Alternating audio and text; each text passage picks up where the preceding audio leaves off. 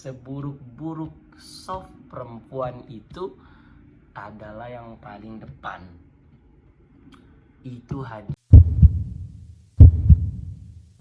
Oke guys, assalamualaikum warahmatullahi wabarakatuh. Kembali lagi di channel aku, yaitu Sharing Time. Welcome to my channel.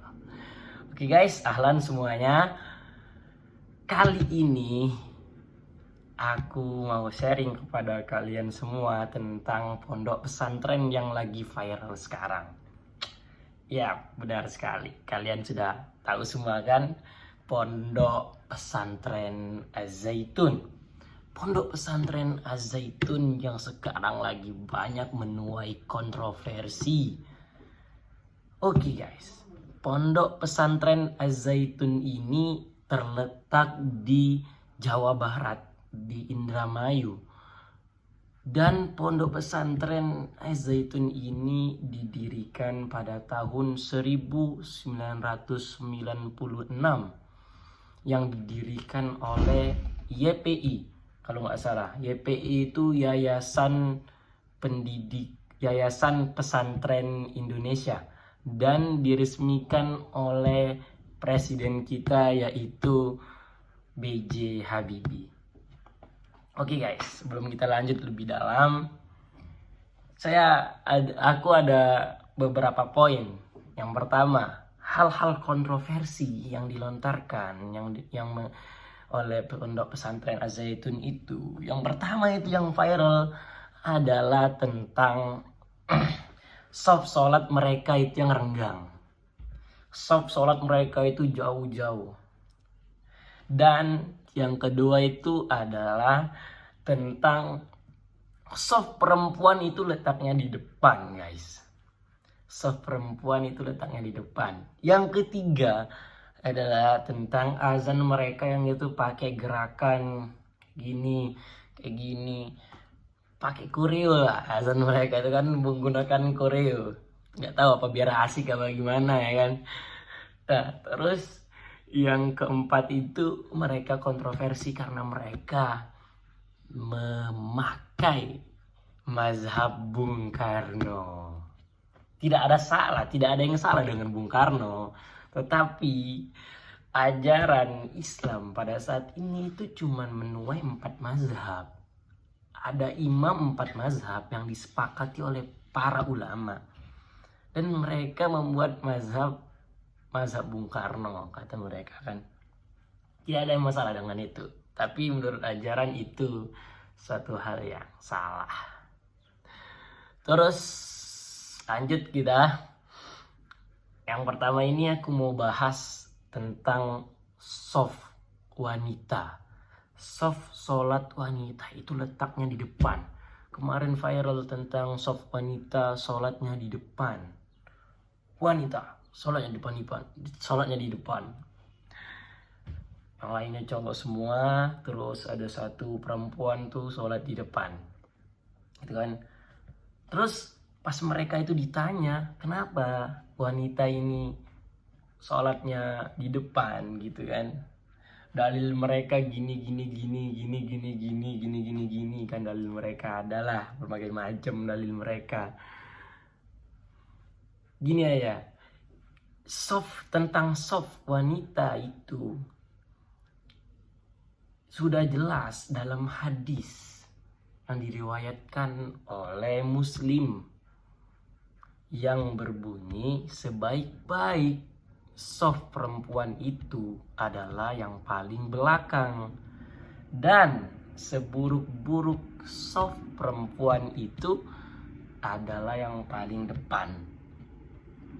Itu hadis riwayat Muslim tentang aturan soft. Kita ini dalam beragama itu, apalagi dalam tentang beribadah, itu udah jelas dalam hadis tentang tuntunan kita beribadah itu mengikuti Rasulullah. Ada salah satu hadis juga Rasulullah, kama qala Rasulullah sallallahu alaihi wasallam, sallu kama raaitumuni usalli. Salatlah kalian sebagaimana kalian melihat aku salat. Itu kata Rasulullah. Kita itu merujuk kepada Rasul. Tuntunan salat dan tentang ibadah yang lainnya.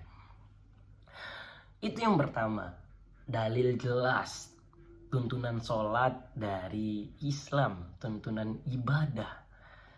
Yang kedua, mau bahas yang tentang soft mereka itu kalau sholat renggang-renggang. Misalnya ini sholat nih, satunya di sini, satunya di ujung sini, ini. Itu renggang-renggang mereka sholatnya itu. Kita zaman COVID udah lewat. Walaupun COVID juga gak serenggang itu. Tapi mereka berdalil, dalil mereka nih. Kata mereka dalilnya gini, tafassahu fil majalis. Apa tuh melebarlah, apa tuh merenggang-renggang lah dalam suatu majelis. Mereka dalam mengambil suatu dalil aja udah salah. Dalil yang mereka pakai itu salah, guys. Dalil itu tidak cocok diletakkan ke ibadah sholat. Jelas-jelas, aku tunjukin lagi nih dalilnya. Dalil tentang soft sholat itu jelas-jelas diriwayatkan oleh Anas bin Malik. Bahwasanya Rasulullah itu setiap sebelum memulai sholat dia pasti bilang gini. Pasti kalian juga tahu, imam-imam masjid pasti juga bilang gini. Sebelum imam itu takbiratul ihram, dia menghadap makmum, terus imam itu bilang, sufufakum fa inna taswiyatas sufuf min tamamis shalah. Pasti bilang gitu kan? Sufufakum fa inna taswiyatas sufuf min tamamis shalah. Rapatkanlah soft sholat kalian. Sesungguhnya merapatkan soft sholat itu bagian dari kesempurnaan sholat. Dalilnya udah jelas. Sesungguhnya merapatkan soft sholat itu bagian kesempurnaan dari sholat. Kenapa direnggang-renggangin? Gitu. Sholat itu dianjurkan untuk dirapat-rapatkan. Dan itu Nabi sebelum memulai sholat juga selalu bilang gitu. Sufufakum fa inna taswiyatas sufuf min tamamis shalah min iqamatis shalah. Gitu anjurannya. Dua hal ini dulu buat kali ini. Nanti soal azan, soal yang lainnya itu ya kita next time lah. Buat dua hal ini udah jelas anjurannya dari Islam. Gini tentang beribadah sholat. Kita itu dalam beragama, apalagi dalam beribadah, itu harus mengikuti tuntunan Nabi kita, baginda kita, yaitu Nabi Muhammad SAW. Kita harus mengikuti beliau. Jangan mengada-ada dan jangan mengambil. Itulah pentingnya belajar ilmu, pentingnya belajar fikih, pentingnya belajar usul fikih, biar kita bisa mengambil hukum itu tepat dengan cara yang tepat. Kalau kayak tadi mengambil hukum dengan dalil yang salah, dengan asal-asalan, mengambil dalil sana dalil sini untuk melakukan sebuah pembenaran, jadinya kan sesat gitu. Ya, terus berbahaya buat umat. Jadinya umat itu buat orang awam itu juga berbahaya kalau kita salah dalam mengambil dalil, apalagi dalam mengambil suatu hukum. Terus gitu. Jadi pesan aku buat teman-teman sekalian yang di luar sana itu, kalau kita dapat informasi, kalau kita mendapatkan sebuah informasi dari orang, kita nggak tahu siapa dia, gimana pembelajaran dia, itu kita saring dulu, jangan langsung dimakan mentah-mentah. Apapun siapapun dia, kita tetap harus saring informasi yang masuk kepada kita, yang kita dapatkan, kita harus saring dulu, apakah ini benar, apakah ini salah.